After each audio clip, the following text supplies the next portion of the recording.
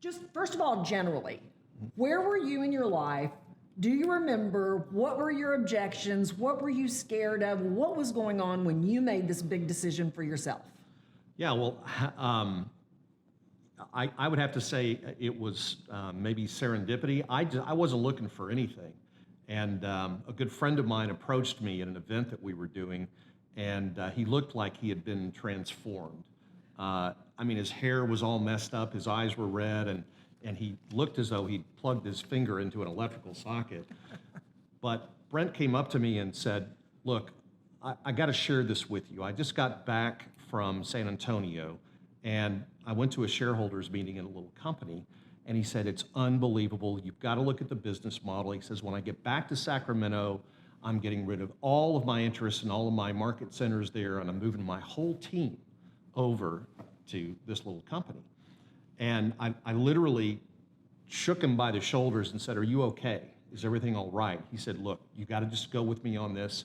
Go find the young lady with the real long blonde hair over there in line to get her book signed and talk with her. So I really, this is how this all came about. I was not looking for anything. I didn't want to make any changes. I had reached what I thought was the kind of the pinnacle of my career. Very successful. I was doing all the boxes checked that most realtors look for. I had my own brokerage. I had additional pillars of income through coaching and through partnering with other agents in lead generation. But again, I had never found a solution, a platform that solved for all the problems that I really was missing, which is what happens after all that, right? Mm-hmm. What do you do? What does a real estate agent or a real estate broker do? Your business isn't sellable. There's very few people who come out on the other end of those deals and have enough money to live on after that. And so that was really my fear at the time. I was very concerned about outliving my money and becoming a burden to my kids. And so this really was kind of the perfect storm to be hit all at the same time. But what really, the way I was introduced to it and what really kind of shook me at that particular time was when I learned and was first introduced to the model by Brent Gove. So you mentioned being worried about outliving your money. You know that there are agents out there who are scared of that very thing, right? And it's a serious issue. Yes. And this is a real solution. Can you tell me about that? Well, sure. There is no, as an independent contractor, there is no employee-sponsored retirement program. There's no 401k, very little opportunities to get good health insurance and that sort of thing. So for the average agent, the end game is a very difficult one. Typically, agents will work until they no longer physically can. And I mean, I've worked with people who were well into their 70s who are out still showing houses. And it's sad because most of us don't want to work our whole lives. I mean, isn't it better to have a business that you can own that provides the resources, the financial resources, and the things that you need to be able to spend time with your family? I mean, for crying out loud, real estate agents have a very difficult life. I mean, they have to be on call. They work basically retail hours, weekends, nights, and so forth. And so there's a lot of family disruption that takes place. So this model, which was really focused, it was built around the agent instead of being built around franchisees or brokers. That's the beauty of it. That's the beauty of it because it solves for those problems. I mean, it really is. It's something that is so unique, it's very disruptive, and that really, I think, explains a lot about why we're experiencing the tremendous growth that we have. So you mentioned family and the hours that realtors have to work and the disruption to family life because of that. Did you experience that? Tell me about that. And tell me about that, and then tell me how this addresses that problem. Yeah, I did. Just to, a little quick story. When I was in real estate, my parents were older, and I was a single dad with 2 kids. And my mom and dad, they were older, and my dad passed away, and leaving my mom by herself to fend for herself, and she needed care. So for 5 years, I became her caregiver. What I had to do was make a decision. I had to decide, was I going to be able to take care of her and stay with her when I needed to be and not work the nights and the weekends and the crazy hours? And so I had to morph my business. I had to change things so that I could work the hours that I needed to, generate enough income to survive on. And that's how I actually got into the coaching side of things, because I could sort of compartmentalize my time, manage it better than just having to be on call at crazy hours and things like that for clients. So that during that 5 years is really when I developed a coaching business and really got very, very into helping other people and the successes and, being able to help people double their income in real estate year over year. And I found that to be very rewarding. And so that was really an avenue that I continued to pursue even after after my mom passed away and got back into the transactional side of real estate. So you've had personal experience with the difficulties of the hours that realtors have to work, the demands that are made on them. Sure. Yeah, absolutely. So it must feel really rewarding to you, or how does it feel to you to be able to offer to realtors, someone just like you, something that addresses an issue like, how do I balance my family, the demands as a mom or a dad, with making an income? Yeah, well, I mean, that's what we've tried to solve for. I worked with some great people for years trying to solve for that. I mean, the old real estate model is broken. The industry is, I wouldn't say that realtors and the real estate industry as a whole are early adapters. We're kind of the laggards. And so as far as technology and things that actually help you leverage a business, they've been very slow to enter our industry. In fact, the whole concept of the broker being the center of the real estate transaction is wrong. I mean, it doesn't happen that way. Technology has allowed agents to step up their game so that now the agent is the one who adds all the value, and the value that the broker adds these days is very small. So what we've been able to do then is to create a model that introduces additional pillars of income into the mix for agents, so that whether you're sick, whether you're not able to work, whether you want to take a vacation, or if you just want to take a month off, okay, which real estate agents, usually their business goes to zero when that happens. Yes. You now have that passive income that you can depend on every month to be there. I mean, when you think about it, how much difference would it make to the average real estate to have $2,000, $3,000, $4,000, maybe even $5,000 a month in recurring, predictable income, so that when they do have things that they want to do, or they want to perhaps even step out of the transaction business, they can do that. And that hasn't been available until now. What an exciting opportunity.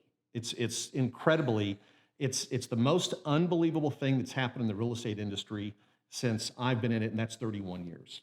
And one of the things that's so interesting about talking to you about this is that you're a very by the books kind of guy. There's truth in what you're saying about what this offers agents. Absolutely. This isn't just a sales pitch on your part. No. This is a lot of the reason that you're interested in doing this is because of your genuine desire to help someone who's in the same position where you've been, right? Well, I think you nailed it. I mean, I'm a big Tony Robbins fan, and Tony Robbins says that the height of living is when you can give something to someone without the expectation of getting paid back or receiving anything back. And so I'm at that season in my life where there's nothing more, I don't need any more money. I wish I had more time, but I can't make any. But what I can do is I can make a change and impact, help other people impact their lives so that they can get what they want. Zig it's a little bit of a colloquialism now, but Zig has always said, you can get anything in life you want if you just help enough other people get what they want. And so I knew, bless his heart, I knew Zig when he was alive, and that's something that always resonated in my heart. So that's how I try to live my life now. And I think one of the main reasons for people to come to you as opposed to some other people is because of the wisdom that you have from the years of experience. Are you making fun of the gray hair up here? Is that? I'm admiring it. Well, thank you. Genuinely. Yeah. No, I can appreciate that. Yeah. I think that, there is something that's to be said about having experienced, the business and been in it for a long time. And I think that it does help. There's a real estate, you can't really just go into college. When you get a real estate degree, they teach you real estate development. They really don't teach you sales and how to create a career and a life, right? So there's a lot of hands-on, on-the-job training that goes on. And so what reflects in my experience is a lot of that, a lot of hands-on. I was a lender for a number of years, and so I've seen every inside and out of the real estate business. And the real blessing for me is I've been able to work with over 1,000 agents personally to help them achieve what they're looking for in real estate, and a lot of times with what they're looking for in their lives. I know it's a little bit hard to talk positively about yourself sometimes, but you have an impeccable reputation. And can you speak to why that's important for agents who may be interested in working with you specifically? Because your reputation is superior. Well, thank you. I appreciate that. I think in anything that you do, you've got to seek the truth. And, I believe that you go a lot further in life. My dad always told me when I was growing up, he used to say, if you never tell a lie, then you don't have to remember what you said. And I always carry that thinking, that's great because I'm getting older and frankly, I don't remember what I said a lot of times. So I know that if I tell the truth and say what's right, then I'm going to do the right thing. But, it goes beyond that. It's just part of our core values. And, I got to say, and I just want to speak a word here to the realtors that are and agents that are listening. 90% of the problems that agents have with either their clients, their broker, and even their family can be really gleaned from a core value misfit. And what I mean by that is, you take somebody who's got honesty and integrity and they put that at the top of their list. As soon as somebody comes into your inner sphere, into the business, working with you, you can tell, God's given us all this gift of discernment so that we can know and recognize when somebody does not have the same core values that we do. Right. So what I would suggest to you is that whatever you do in life and in your career, make sure you're aligning yourself with people whose core values are congruent. And if integrity is at the top of your list, make sure that that's who you seek out and who you seek to surround yourself with. And what are your core values? I would say that integrity is at the top. Another core value is community. I mean, I really believe in community, and that even in a company, in a business, we have to have a community. It's not just all about work and going in and beating your head against the wall and going home. We have to have a community and support each other. And that also leads into another core value of mine, which is collaboration. And at our company, I've never seen the level of collaboration that we have. A lot of companies will talk the talk and they'll say, yeah, we all share all of our secrets and everything. Well, that's true up to a point. But the reality is that you have a bunch of agents who are still competing with each other. There's no common thread that draws them together. At EXP, what's different is we're all held together by common threads, one being the revenue share, and the other being the equity purchase program and the stock award program. So this is really, if you could see the three musketeers in the real estate space, it's all for one and one for all with us. So let's talk a little bit about an objection a common objection someone might have. I'm not sure if I want to do that because of, and how what you just said addresses that. Yeah. We are a virtual company. Our offices are in the cloud. We have over 350 employees currently that are working at EXP, and they don't have an office they go to. Even our CEO has a room in his house that he works from.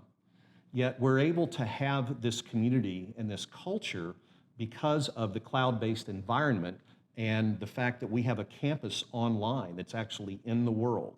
And so a lot of people, when they see the model, they say, well, gee, you're not a brick and mortar company. Oh, by the way, some of you may remember Blockbuster. And when Netflix came into town, what did Blockbuster say? People they'll never do that stuff online, Exactly. right? They want to come in and shop and feel the CDs and all that. Well, Netflix bankrupted a $6 billion company because of what they did. They took everything online. So what you have to understand is the majority of successful real estate agents spend little time in the office. Most of them are working out of their house or their car, or they're in the field and they're showing a house, listing a house, or what have you. So really the need for an office in most cases only goes back to those times when you want to get together belly to belly with another agent, or water cooler chat, that kind of thing, and perhaps training. So the other times that you might need an office are when you want to meet a client, but in my case, most of my clients preferred to meet at a house, or we would meet at a title company for a closing, and there was very little that I could do for them at the market center or at an office. So there is an objection that some people put up and say, well, I don't have an office. Well, you really do.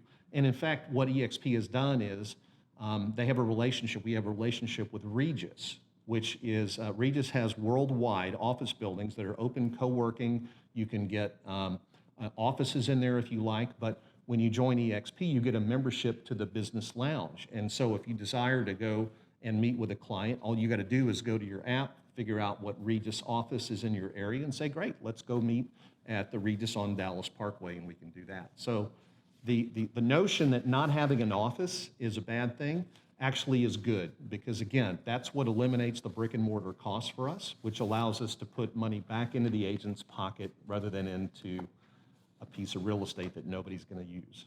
So let's talk for a minute about specifically what pushed you forward to do this. Well, that's easy, because like I said, sometimes you don't know what you don't know. The problem that I had been trying to solve for was my biggest concern at that time was outliving my money.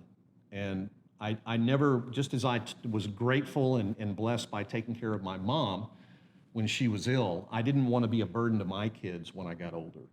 So that was really weighing heavily on my heart. And I hadn't, life doesn't always deal you a great hand, and I had a couple of rough hands along the way.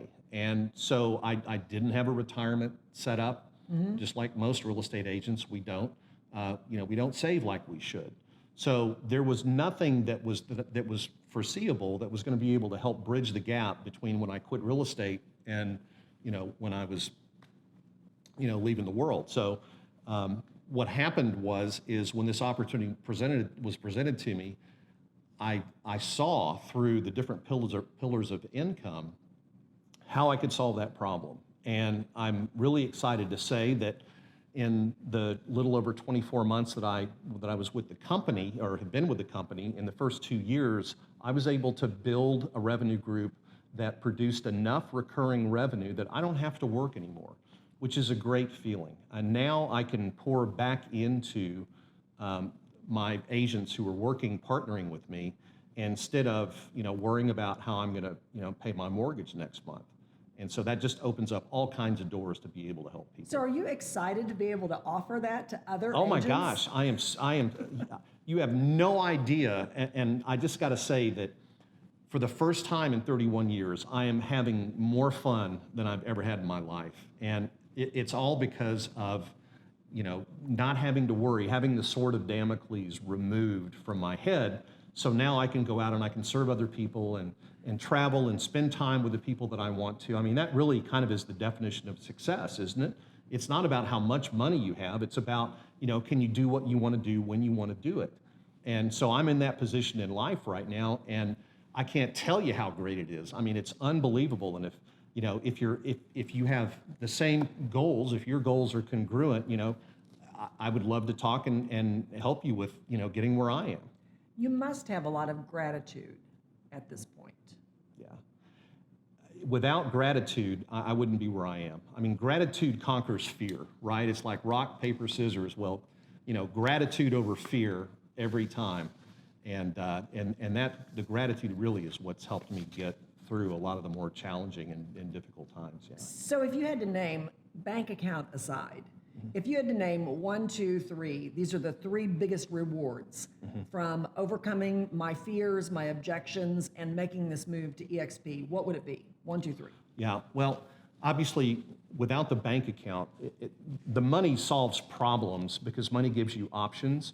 But what it did for me is it allowed me to sort of have control over the next chapter in my life. And that was really important to me.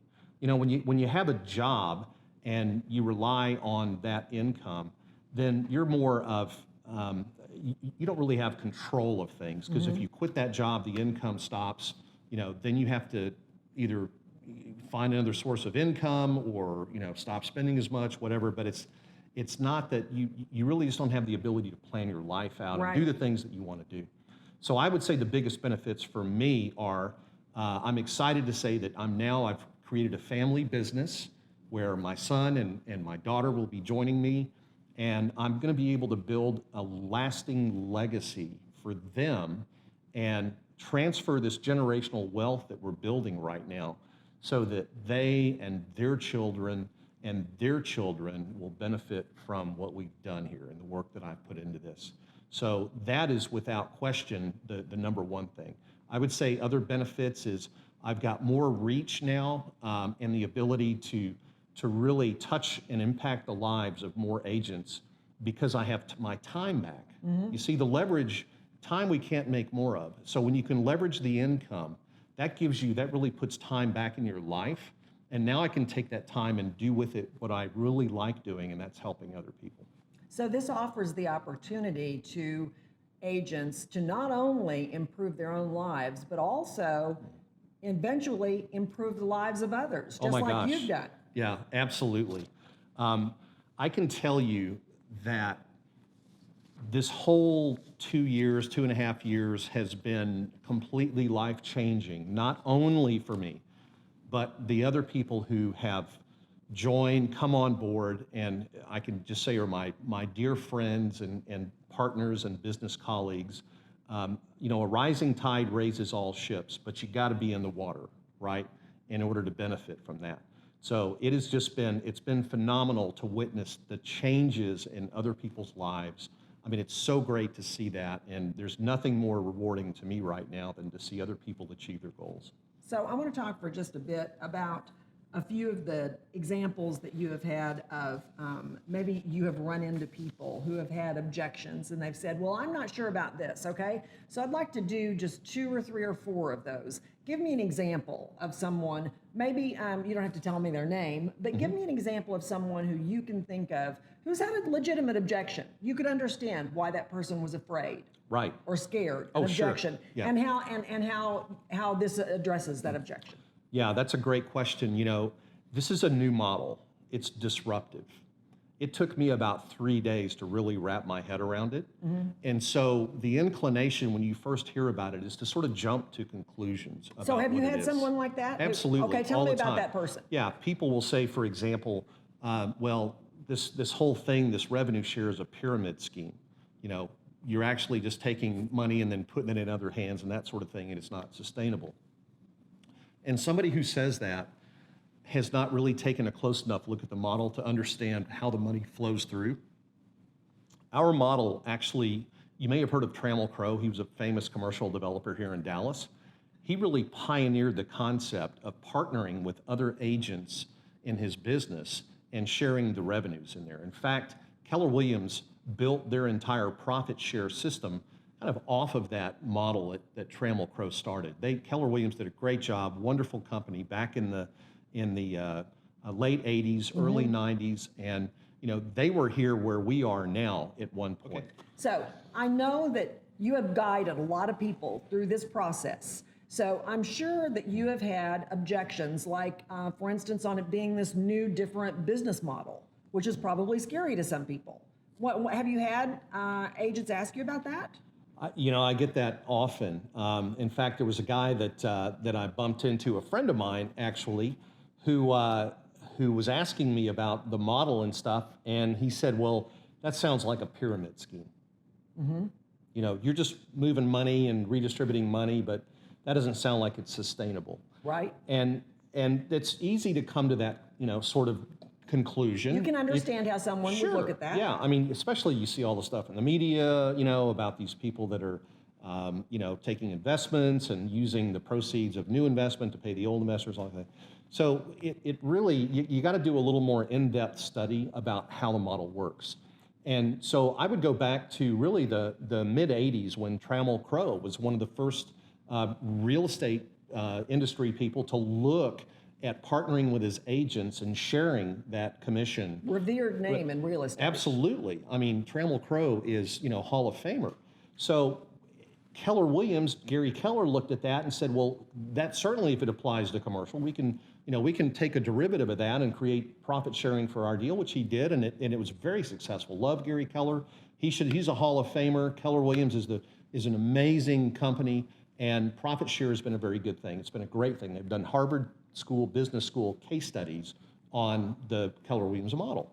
So the difference is that a pyramid scheme is illegal, right? So we know that EXP is listed on the NASDAQ stock exchange. We just uplisted and are very excited last June. In fact, Glenn Sanford, our founder, and some of the folks went up and rang the bell at the close of NASDAQ recently. And I can assure you that NASDAQ is not going to let a pyramid scheme go through. We are scrutinized by the SEC and everybody else. So it is not a pyramid scheme. And if you study the business model and learn and see how the revenue share is paid out, you would not come to the conclusion that it is that it's a pyramid scheme. But but that's not an uncommon thing for you to ask. Okay, so let's just honestly think here, because you really want to help people address their concerns. Give me an example of someone else who has had an objection, a concern, a fear, and how you've answered that person. A different fear. Sure, yeah. I was talking to a seasoned veteran, a friend of mine, who has been with the same firm for almost as long as I've had my real estate license. Longevity. Absolutely. And I said, you know what, you've really had a wonderful career there at your firm. Would you be interested in offering me some feedback on this new model? And so we talked about it, and I shared the model with him and some information about it. And when I asked him what he thought, he said, well, it's really great, but it's not for him. And I said, well, okay, what did you find wrong with it? And he said, well, really nothing. He said, it's a great model. I said, okay, well then why do you feel like it's not something that you'd want to really take a hard look at? With all of this opportunity. With all this, yeah. That it and he said, look, he said, I've invested 30 years of my life with this firm. I am gonna die with this firm. This has been a great firm. It's been very helpful to me, and I know it's old school, but you know what? This is where I need to be, and that's why I'm gonna stay. But thank you very much. So essentially, and I didn't say this to his face, but here's a guy that's rearranging the deck chairs on the Titanic, right? I mean, he's with an old traditional model that's broken, that's losing agents, but he has that kind of sunk cost mentality. Mm-hmm. I've invested all this time, effort, and energy into my career. I am too attached to that. I cannot break away from that tradition, that history, and so forth to go take advantage of another opportunity. So very sad, but it happens sometimes. And that doesn't seem to you to be the wisest course of action, knowing what you know. I really, it actually tears at my heart a little bit, because this person's a good friend of mine. And I hate to see somebody that could literally change the outcome of their career and their life, just not being willing to accept that, you know what, hey, it's a sunk cost, it's done. Mm-hmm. What I need to do is I need to realize that this new business model, this new disruptive business model is really the way things are going, and it could benefit my family. He's just not had that tough conversation with himself yet. Okay, so we've talked about the business model, the pyramid scheme. We've talked about loyalty, longevity at a firm. What's another really common, because you would think, why would somebody not take this opportunity? Right. But I know that you hear objections from people. What's another common fear or objection? I don't know about that because... Right. So one thing I get is, because revenue share can be a really important component of your total income at our firm. And so people say, well... So has there been somebody specific who's asked you this? Can you think of somebody? Yeah, absolutely. Okay, so give me that example. Yeah, so there was a small brokerage out of Florida, and they do a lot of, it's a couple of ladies that are very successful realtors. And they do probably 150 transactions a year. They've got a couple of buyer's agents and so forth. But what they were struggling with was the concept of adding people, of recruiting people to the company. And so the pushback that I got was, well, Cliif, we're not recruiters, we're real estate agents. Right. Okay, we can sell houses, but we're not interested in, calling people and inviting them to lunch and trying to get them to come over. And so I can fully appreciate that because Sure. I got to be very honest with you. I'm not a good recruiter either, okay?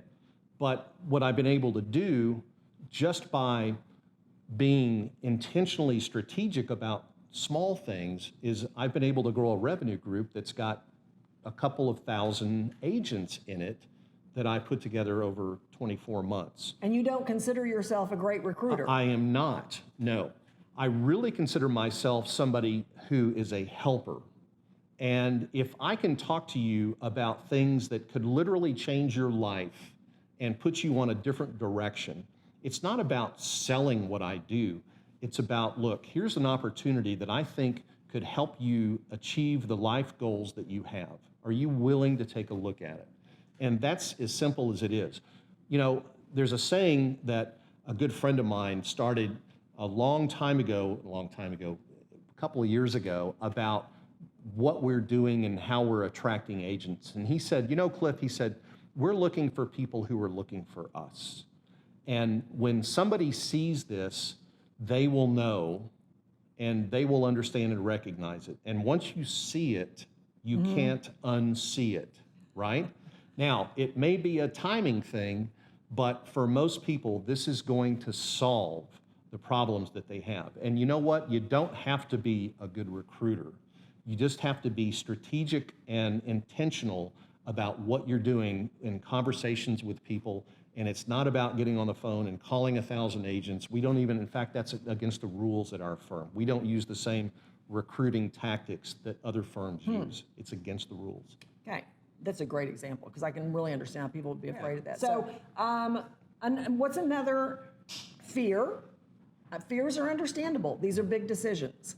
What's another one that you have heard? Yeah, so some agents are really concerned that EXP is so new that nobody's ever heard of us, okay?